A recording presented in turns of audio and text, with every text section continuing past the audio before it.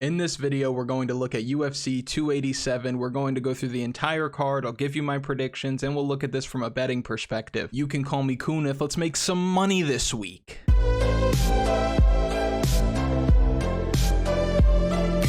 We are back with more UFC action. Gold is on the line. We didn't have an event last week, but we did crush the PFL card for those of you that watched. And be on the lookout for more PFL content on the channel this week, but never mind that. We have important work to do with a 14-fight UFC pay-per-view. Let's go. And before this weekend, be sure to visit KunithMMA.com to get all the official bets for this card, as well as a DFS strategy guide and tools that are going to be there for you champions on the site. Now, the main event this week is the second meeting in MMA between Alex Pereira and Israel Adesanya. Crazy that this guy's the champion and they can't even get a picture on there. Come on, Draftkings. They famously met in kickboxing twice as well, and at this point, Alex Pereira not only has the middleweight title in the UFC, but he probably has the title to Israel Adesanya because he's owned him so far. 3 wins in 3 meetings with 2 finishes. It looks like he has Stylebender's number at this point. In their last fight, Adesanya was winning rounds up until the finish in the 5th round, but they weren't dominant rounds that he was winning. He spent a good amount of time in the clinch, fighting for takedowns and using his movement to avoid those Brazilian bombs coming from Poatan. But even fighting at that pace and having over 6.5 minutes of control time, he was still outlanded on the numbers, and that's concerning. Another concern I have for Adesanya here is how Pereira was able to shut down the leg kicks. Adesanya does his best work off of leg kicks. He uses that to set everything up, but the champion kept checking him, and obviously that messed with Stylebender's rhythm. Now, we picked Pereira last time out because of his price, the strength advantage, the power advantage, the history between the two, and I know a lot of what I've said so far would lead us to the same conclusion, but I think Israel Adesanya gets his belt back. Hold up,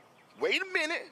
Something ain't right. He's never had to employ the kind of grappling heavy game plan in MMA until this first meeting in November. So it was a common opponent, but unfamiliar territory in terms of the way that he typically fights. But he did have success in that fight fighting that way. So the way that I see it, if Adesanya comes in chain wrestling, sticking to boxing, he can grind out a decision win here. Kicking ain't gonna help him too much. Pereira's too sharp and the consequences are too great to throw a lot of kicks. But when Adesanya lets his hands go, he's not only faster, but he's cleaner than the champion. And Adesanya is slightly younger and he's got a smaller frame, so cutting weight to 185 is easy for him, and I think the cardio is going to reflect that. On the other side, Pereira's massive for middleweight, so the weight cut might take a lot out of him. I believe a simple boxer wrestler approach wins Adesanya this fight, and I believe he's talented enough and athletic enough to adjust his style accordingly. Pereira, on the other hand, has had so much success fighting one way for so long, why would he change? So give me the man with his back against the wall, the guy who's down 3-0 in the series with a lot to prove in this spot, one of the all-time greats in the middleweight division, and I think people lose sight of that. I think Israel Adesanya gets back on track this week, and I like him to win by decision. We have a co-main event with Gilbert Burns and Jorge Masvidal this week, and it's cool that Masvidal is choosing to fight in the octagon as opposed to outside a restaurant. And on paper, this looks like it could be a bad matchup for Journeyman George because Gilbert Burns is no joke on the mat. We saw that Chimaev didn't even want to take him down. We saw him cut through Neil Magny with ease, and we've seen him do that several times in the UFC. And while the grappling advantage is great and Masvidal's riding a 3-fight losing streak, the line is far too wide here, and I am liking value on Jorge Masvidal. Boy, have you lost your mind, because I'll help you find it. And that might sound crazy, but hear me out. This is the biggest plus money you could ever get on Jorge Masvidal in his fighting career, and the path to victory is clear. If you look at Gilbert Burns' run in the UFC, he's had a ton of success with 2 types of fighters, guys that he could take down or guys that were one-dimensional grapplers who he can outstrike. Because Burns has that dangerous fight-ending jiu-jitsu and very real power in the hands, which makes him tough for almost anybody in the world. However, in the fights that he's lost, a lot of them tend to look the same. He gets stuck on the feet with someone who can not only outstrike him, but can consistently outbox him. Masvidal, if he does anything right, is he throws real clean hands and a jab that Gilbert Burns eats like a bowl of acai. Gamebred has underrated power. Just look at how he was beaten up on Nate Diaz a few years ago. And yes, again, he's on a 3-fight losing streak, but that's come into the hands of Kamaru Usman, who knocked out Gilbert Burns with a jab, essentially, and Colby Covington, who will be our welterweight champ before year's end. So Gilbert Burns needs this fight to play out on the mat, but he's only rocking a 35%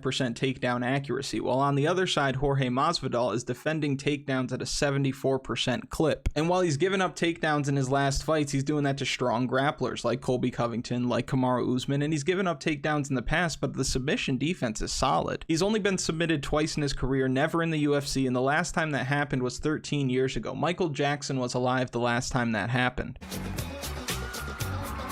And let me know in the comments what the best Michael Jackson song is. Personally, I think that it's bad, but let me know what you think. So in conclusion, I like the boxing. I like the slight reach advantage to complement that boxing. I like the takedown defense, the submission defense, and the historically juicy plus money that we're getting on Game Bread this week. And when you couple all of that with Gilbert Burns' chin being a little shaky sometimes, I think there's a ton of value on the dog this week. The pick for me in this fight is Jorge Masvidal by knockout. Adrian Yanez versus Rob Font.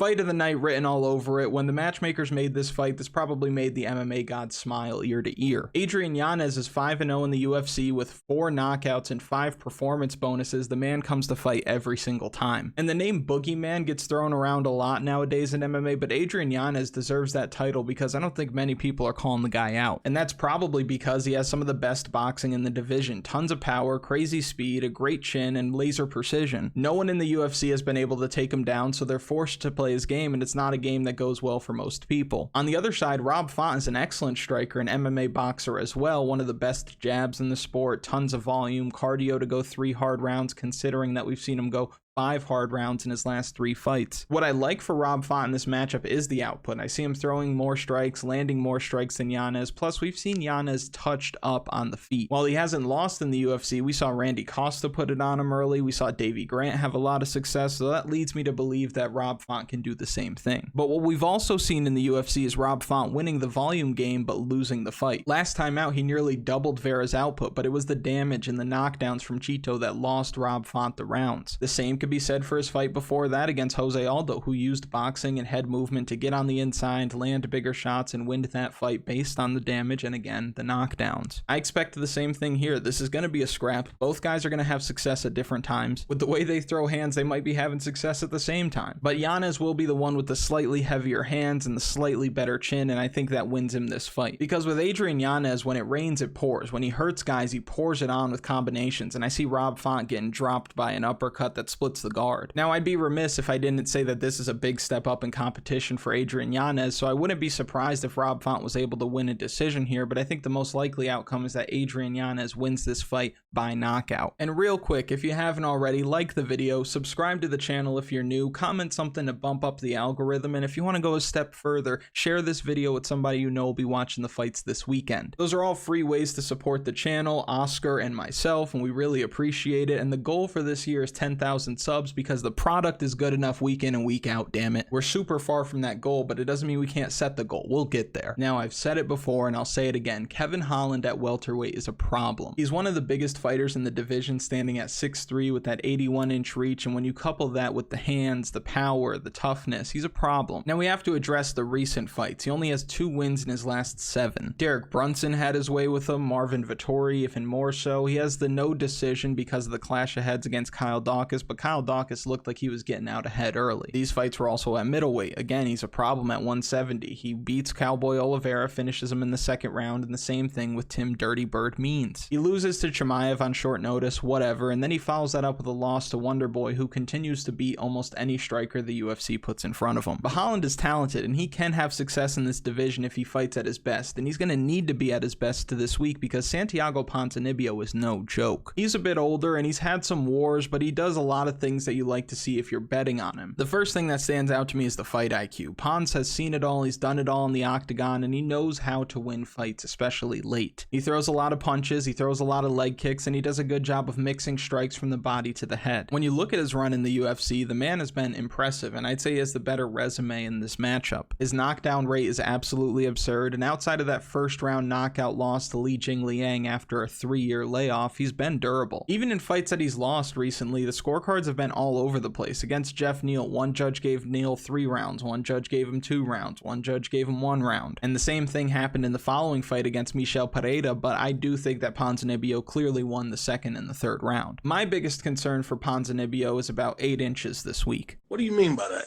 Kevin Holland is going to have an 8-inch reach advantage. He's longer than the line at the DMV, and he's going to be by far the longest fighter that Ponzinibbio has seen. And that can loom large because Ponzinibbio typically needs to adjust mid-fight. And what I mean by that is when you look at his last 9 fights, you have Morono, Pereira, Neal, The Leech, Baeza, Perry, Nordine Taleb. 7 out of his last 9 most recent fights all have the same thing in common. He's losing the first round. He needs to settle in before he starts having success. He needs to adjust his game plan on the fly. That's just the kind of fighter that he is. But when I look at the range, the hand speed, the kicking game from Kevin Holland, he might be a puzzle too tricky for Santiago Ponzinibbio to solve inside of 3 rounds. If he's for sure going to lose the first round like he normally does, I can see him going on to lose a decision. Now on DraftKings Sportsbook, they offer same game parlay for MMA fights now, and I'm looking at a potential bet here with Kevin Holland moneyline parlayed with him winning round 1. That's not out yet, but it will be out later. And by the way, I am going to start sending emails to those of you who are subscribed on KunithMMA.com. You'll get emails from time to time containing some general DFS tips and also 1 free bet per week. And again, to unlock all the bets, the DFS strategy guide, projections models, and more, you can become a member on the site. But with all things considered, the pick for me in this fight is going to be Kevin Holland to win by decision. Next, we have a big fight and a big test for He's fighting Christian Rodriguez this week, who's also a young guy at only 25 years old, and he's talented. Rodriguez is a solid striker. He has slick jiu-jitsu and a good bottom game, and he's got UFC experience under his belt. Last time out, he picked up a first-round submission over Joshua Weems, where he showed off that jiu-jitsu against the guy who's looking to take him down. I really like how busy he is from bottom position, and as he learns and grows, I think he can actually make some noise at 135 pounds. And this is a tall task for Raul Rosas Jr., who's only 18 years old. Crazy to think. What was I doing at 18 years old? All I did was win the U.S. Amateur Championship at the Tournament Players Club at Sawgrass, becoming the youngest winner ever. Wait, that wasn't me? Then who was it? Oh, Tiger Woods. That makes more sense. Rosas is a big favorite here, and as long as he's winning fights, you can expect his price tag to be like that as a result of hype, marketing, intrigue, but he does have a clear path to victory. I say that because Christian Rodriguez has struggled to defend takedowns, and Raul Rosas Jr. is going to shoot for takedowns every round. But what's giving me pause about pulling the trigger on him right away is how he looked on Contender Series against Mondo Gutierrez, where he gave up positions multiple times and he didn't showcase very good top control. C-Rod, like we mentioned before, is always working from bottom position, and he may look for takedowns of his own. On the feet, I give him a slight advantage considering the experience. Raul Rosas Jr. has looked good so far, but he's beating largely low-level competition. Even in the UFC, Jay Perrin was 0-3 and 0-1 on Contender Series, giving up takedowns in all of his fights, so the jury is still out on how good this young man is. And I don't think his potential can really be measured yet. Despite the result this week, I don't know if you can say if Raul Rosas is all that good or not. And I say that because he's 18. He's possibly 12 years away from his fighting prime, so there's still a lot that we don't know. And C-Rod's only 25, he's still young in this game, but to put it into perspective for you, he was fighting his first amateur fight when Raul Rosas Jr. was only 11 years old. So call me a madman once again, but I see Christian Rodriguez winning this fight. Either way, I don't see this fight going the distance. I think the winner of this match ends up getting a submission finish, but taking fight to end by submission makes the most sense to me. But I wouldn't be surprised if Raul Rosas Jr. finds himself on Christian Rodriguez's back, gets too high, gets reversed, and then gets finished from there. So despite him being a big underdog, I actually like the experience, I like the grappling, I like the bottom game, and I like the training camp for C-Rod here. So the pick for me in this fight is Christian Rodriguez by submission. Now for this next fight, the line surprised me because I was expecting the action man Chris Curtis to come in at -200, -225. At the time of recording this, my guy is the underdog, which is crazy to me because my guy has better output than Kelvin Gastelum, cleaner boxing, better defense, and he's been hot since coming into the UFC. Last time out, he packed up Joaquin Buckley like a lunchbox, and he has knockout wins over Phil Hawes and Brendan Allen. Kelvin Gastelum was a good prospect once upon a time and gave Israel Adesanya one of his toughest fights ever, but he's looked bad lately. 1-5 in his last 6, the output really isn't there, and he doesn't do much that jumps off the page. His takedown accuracy is poor. On top of that, Chris Curtis has awesome takedown defense, so I don't think he's going to be able to get the fight to the ground. And if they stand and slug it out, both guys have great chins, but I think Chris Curtis is going to land cleaner shots and as a result won't land more damaging shots. My biggest concern with this fight overall, however, is the pace that it could end up being. I worry that neither guy is going to throw a ton of strikes and we get a decision situation where a winner is hard to clearly crown. MMA judges in today's climate can't tell their ass from their elbow, so we may get some questionable scorecards along the way. Well, we certainly will get some questionable scorecards this weekend. I just don't know if it's going to be for this fight specifically, although it could be. To me, this could end up looking a lot like Kelvin Gastelum's fight with Darren Till, where both guys are being careful, not throwing too much volume, both looking to counter. That's how Chris Curtis looked in the first round against Joaquin Buckley, and one shot probably doesn't win him the fight here because Kelvin Gastelum has that historic toughness. How tough am I? How tough am I? The X factor here is probably the hooks coming from the action man, the check hooks, the lead hooks, the hooks that end combinations. He could land flush and get a big reaction out of Kelvin Gastelum that maybe doesn't hurt him but knocks him off balance enough to get the crowd going and sway the judges. And I could see him throwing a bit more than Kelvin Gastelum the longer that this goes. So while I'm worried about what this can look like, and I know I have better odds on a roulette wheel than I do for MMA judges scoring fights properly, I do think that Chris Curtis wins this fight by decision. Next, we're looking at a fight with Luana Pinheiro. She's fighting Michelle Waterson-Gomez this week. Michelle Waterson-Gomez is 37 years old and she's been around the fight game for a long time. She's faced former champions, top contenders, and some of the best to ever do it. And she's been on a bad run as of late, and you have to worry about how much longer she's going to compete and really what her level of involvement in the sport is still like. What she's always done well, though, is that she's thrown a lot of kicks at every level, low, medium, high. She's wrestled effectively in spots, and no one could ever question her toughness. On the other side, Luana Pinheiro might be the complete opposite. She's still very young in her career. She's really not fought the highest level of competition, and based on the way that she acted when Randa Marcos landed that illegal kick, the toughness is in question. I haven't seen acting like that since Heath Ledger's Joker. And what is dead may never die. She has looked good in her fights when she's able to get her grappling going. She doesn't have the best top control when it comes to controlling her opponents on the ground, but she is aggressively looking to finish fights. That's something you like to see. Many of Michelle Waterson's losses have come by way of submission, most recently a guillotine to Amanda Lemos, but half of her wins have also come by submission. So similar to the fight that we talked about earlier with Raul Rosas Jr. and Christian Rodriguez, I think the winner of this fight probably wins inside the distance, and it's probably a submission finish.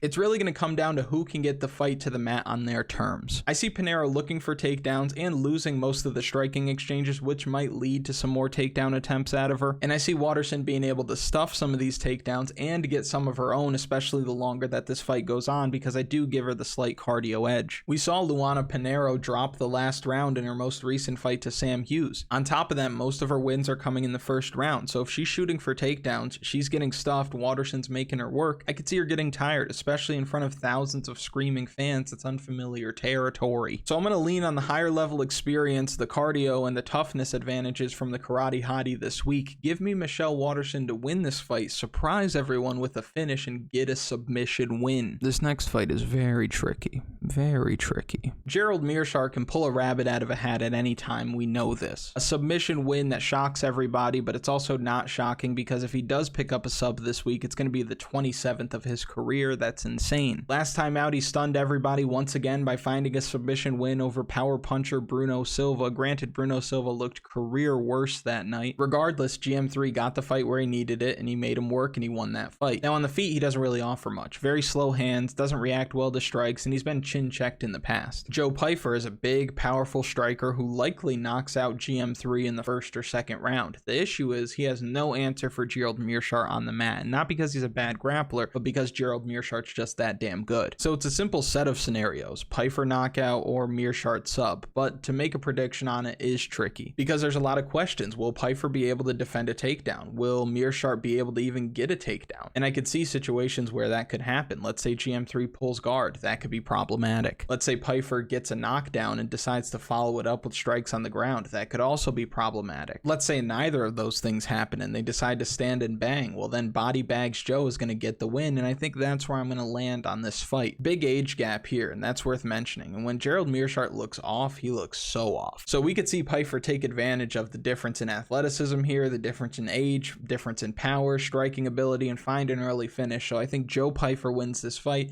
by knockout. Chris Barnett is is out. Karl Williams is in. Chase Sherman is toast. We saw Karl Williams make his UFC debut a few weeks ago against Lucas Brzeski, and he was throwing his big ass around like a football, and there's nothing that makes me think he won't do the same thing against Chase Sherman. We've seen Chase Sherman taken down with relative ease and finished in the past by Alexander Romanov before he was Alexander Donatov, and Jake Collier is probably a Boston Cream guy, as am I. Chase Sherman's a fish out of water on the mat, and where Lucas Brzeski did almost nothing well, the one thing that he did do was survive. I don't see Chase Sherman having the same heart to be able to do that. After Karl Williams is on his back for more than 2 minutes, he's going to be completely gassed, and that's going to present the opportunity for Big Karl to close the show. Now, if they strike primarily, this is a 50-50 fight because Chase Sherman has heavyweight power, and when he sits down on simple combinations like a 1-2 down the middle, he can do some damahe. However, I think the game plan for Karl Williams will be identical to what it was last time out, so get your wrestling shoes on, Chase Sherman, because there's a lot of takedowns coming, control time, ground and pound, that probably leads to a finish. The pick for me in this fight is Karl Williams by knockout. Karl Williams money line is parlay material. Run it up. Sometimes we look in the mirror and we realize we're not as young as we once were. Now, that doesn't really happen to me considering how handsome I am, which is supported by people in the street that see me and go, oh my god, you're so good looking. But maybe you've experienced that feeling before, and I think that Cynthia Calvillo has as well, and I think she's going to be looking in a mirror at her younger self this week. Calvillo was a grinder when she came to the UFC. Young, tough girl who was fighting with aggression, forward movement, out wrestling her competition and winning fights. She's older now. She's clearly skidding. She's on her way out of the sport, I'm assuming. She's 0-4 in her last 4. And the girl that I was describing from back then is the current day Lupi Godinez. When Lupi gets into a rhythm, she can really chain takedowns together, and she has really good timing on her shots. She's a solid boxer as well. She's young and still learning, but I believe she's really coming into her fighting prime, and she should have a better weight cut this time around than she did last time. And speaking of weight cuts, I actually do worry about Calvillo making this weight because this fight is being fought at 115 pounds from what I'm seeing online. This is at strawweight, a division that Calvillo hasn't competed in for years, and she's 35 years old. When fighters get older and start moving down, that's normally not a good sign. I expect Lupi to have better cardio, better boxing, and win this fight with her pace and her wrestling, and the pick for me in this fight is Lupi Godinez by decision. This next fight comes with a 100% guarantee because as the official Trey Ogden whisperer, I can tell you I know the outcome of this fight, so you better listen up. I can read Trey Ogden's soul. That's why I'm 2-0 on my Trey Ogden bets in the UFC. He loses this fight. I'm telling you that now. Which probably isn't a shocker for those of you that are watching and listening because you've probably already looked at the odds and decided the same thing for yourself, but let me tell you why. Trey Ogden's not a very good striker, and he's a solid grappler, but he has issues getting opponents to the place where he needs to be to grapple. His poor takedown accuracy coupled with the excellent takedown defense from Ignacio Bahamondes means that he's going to have to stand and trade in this fight, and that's bad news. La Huala is long and rangy for the division. He throws tons of strikes. He throws more strikes than Randy Johnson, and he's got that dog Randy Jackson. The output, the length, the accuracy, the kicks, they're all going to overwhelm Trey Ogden, and I expect him to have trouble getting going. Now, Trey Ogden's never been knocked out, and Bahamondes isn't throwing a ton of power, but he makes up for it in volume. I see him staying ahead on the numbers and causing Trey Ogden to hesitate to the point where he may freeze up in spots and eat unnecessary strikes, but I do believe this goes the distance. And if Trey Ogden can't get this fight to the ground, it's going to be a long 15 minutes for him. So for those reasons, I do like Ignacio Bahamondes in this matchup, and I like him to win by decision. Our next fight is with Shayleon Nerdinbeke. He's coming off a win in a rigged fight against Derek Minner, so there really isn't much to go off there. Before that, he looked good against TJ Brown, winning most of the grappling exchanges and landing the heavier shots on the feet. And before that, against Sean Soriano, they rolled around the cage like 7-year-olds fighting over the last Uncrustable. If you haven't seen that fight, don't bother going back to watch it. Now he takes on Steve Garcia, who has good size for the division. He can deal out a lot of damage when he lets his hands go. Proof of that is in his most recent fight when he knocked the math out of Chase Hooper's head. And Nerdinbeke tends to keep his head on the center line, and he's got a negative striking differential despite being 3-1 in the UFC and outlanding Derek Minner in that fixed fight back in November. He's going to need to get Steve Garcia to the mat because on the feet, I think he gets lit up, and I say that because Garcia has the better boxing, he hits harder, and he's got serious killer instinct when he has his opponents hurt. Nerdinbeke hasn't faced a power puncher like this, and I see him struggling if he's forced to strike. And just look at Steve Garcia, man. Like, you know that guy's guy's coming to work. He looks like he could fix anything on your car. So I think the line here is way too wide, with Nerdembeke being an over 2-to-1 favorite. So give me the value, give me the bigger man, give me the better striker and the guy that hits hard. Give me Steve Garcia to win this fight by knockout. And our last fight is a pretty straightforward fight. We have Jacqueline Amorim. She's making her UFC debut this week. LFA strawweight champion, undefeated prospect, fighting out of American Top Team, and a big favorite here that is completely justified. Draftkings isn't going to offer a whole lot of information here, but she's 6-0 with all of her wins coming by first round finishes on the basis of her strong wrestling and grappling, and that should win her this fight easily against Sam Hughes this week. Sam Hughes has struggled to keep her feet in the past. She was taken down 5 times last time out against Pereira Rodriguez, twice against Luana Pinheiro, and 4 times by Loma Lukunmi. She was even taken down by the tiny tornado Tisha Torres, who took her down once and ended up finishing her in the first round. Doctor stoppage, but that's because she was beating her up. Sam Hughes has success against fighters that she can beat with her pace or wrestling of her own, but I think she's completely outmatched here. Jacqueline Amorim wins this fight. She's a parlay piece this week, and I know people don't love putting women's MMA in parlays, but hey, beggars can't be choosers. She wins this fight. She wins by submission because she's going to be able to do whatever she wants with the grappling. From a DraftKings perspective, and we'll cover a lot more of this in the final picks video, Jacqueline Amorim's going to go way under the radar. First fight of the night, high finishing upside, grappling upside, probably scores a lot of points, so keep that in mind while you're building lineups throughout the week, and use some of the stuff that we talked about today to kind of come up with lineups that make sense. And then when we look at this stuff at the end of the week, we'll have a better idea where we should land. If you've made it to this point in the video, thank you so much for watching. I really do appreciate it. Again, like the video, subscribe to the channel if you're new, comment something for the algorithm, and in a second you're going to see an end screen that's going to have some strategy videos. So if you're new and you haven't seen these, or if you're old and you haven't seen these, you should probably watch them. It talks a lot about bankroll management, talks about DraftKings scoring, how to build lineups, things like that. So you will see that right about now.